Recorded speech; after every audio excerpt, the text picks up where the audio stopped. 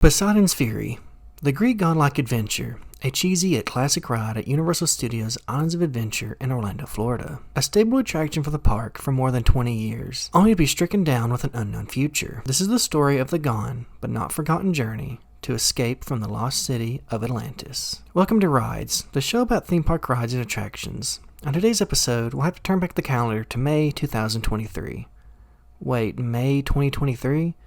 Yes, that's right.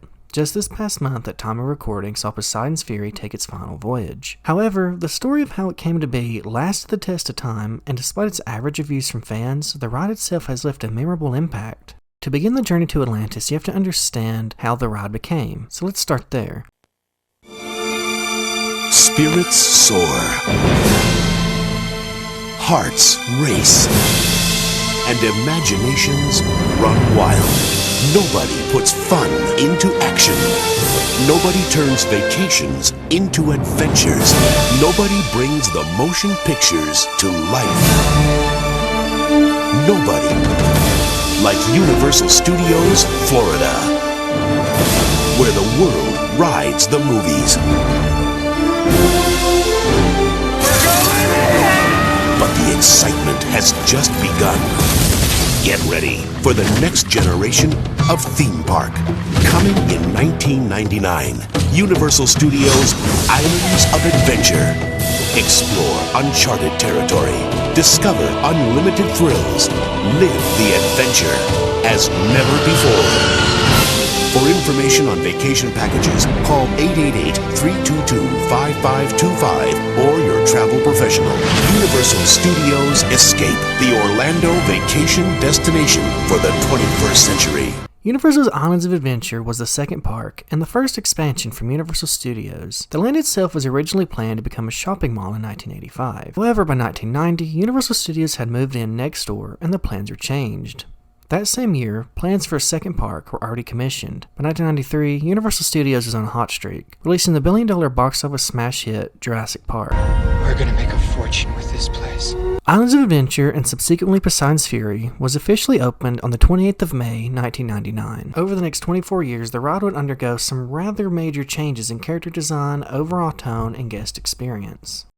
Right out of the gate, the ride itself is designed to depict that of a castle-like Greek god-centered attraction, featuring the battle-torn, rediscovered lost city of Atlantis at the core of the ride. Surrounded by somewhat submerged pathways, guests will pass the fallen statue of the once powerful Greek god himself, Poseidon. Once the fearless guests who choose to take on the battle enter the realm of the Yesterworld, they will walk down the same temple-like designed walkways that have been around since 1999. The original guest experience on the ride was considerably different as compared to what it would become. From opening in 1999 to 2001, guests who entered would meet a gentle older gentleman known as the Keeper.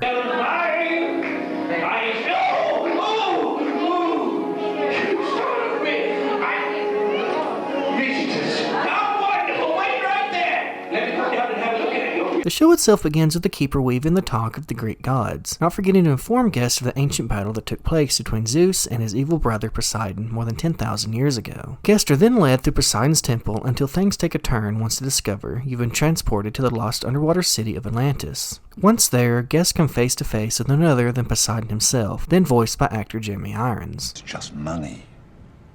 It's made up. Pieces of paper with pictures on it so we don't have to kill each other just to get something to eat. Poseidon then reveals to guests his evil intentions that will force guests into serving his own personal army to seek revenge on Zeus.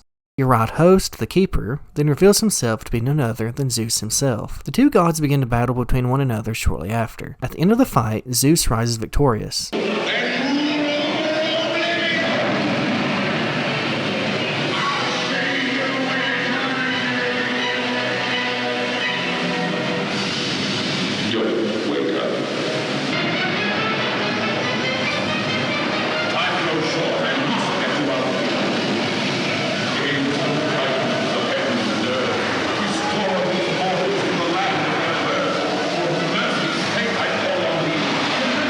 You could imagine that a ride that saw the titleless character defeated wouldn't exactly bode well for parkgoers.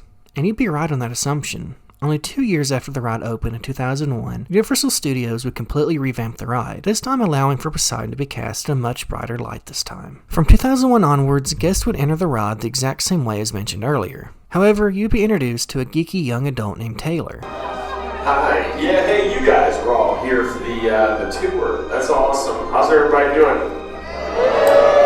Good to see you. My name's Taylor. I'm a volunteer here, so, they don't pay me. That's okay. And his boss counterpart, Professor Baxter. Together alongside other guests, you would make up the Global Discovery Group. Once led back into Poseidon's temple, Professor Baxter would mysteriously disappear. For the remainder of the ride, Taylor takes command, leading guests to the recently rediscovered temple, relaying the ancient Greek gods' battle between the newly centered villain, Lord Darkonin, and Poseidon himself, and the war that erupted between the two. Shortly after, Taylor would accidentally read aloud a spell that would reawaken the once defeated Lord Darkonin. This leads to all guests becoming trapped inside one of the temple's secret chambers. The catch and the only way out? Find Poseidon's trident or take the secrets to the grave as poisonous gas fills the room. Stepping into action in the nick of time, Taylor picks up the trident, very conveniently, waking the goddess. I'm a goddess, guardian of the temple. Me, Taylor, Global Discovery Group. You hold Poseidon's trident in your hand.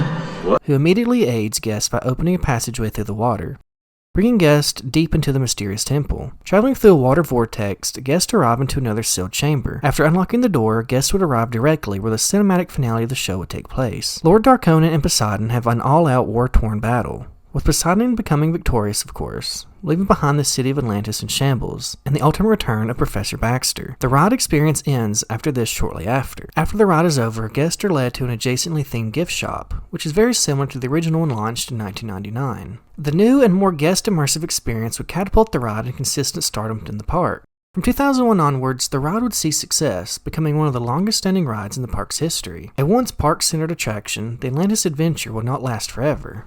Universal Studios as a whole was ultimately struggling to compete with Orlando-based mega competitor, the Walt Disney World theme parks in the late 1990s turned early 2000s. Wanting to build something that would catapult fans back into the park, Universal Studios would officially announce the licensing deal to bring the Wizarding World of Harry Potter to life within Islands of Adventure. The park attractions, featuring many themed rides, restaurants, and more, officially opened in Islands of Adventure on the 18th of June 2010. This move made by Universal Studios, although a long-term success as a whole, would, however, take attention away from other attractions.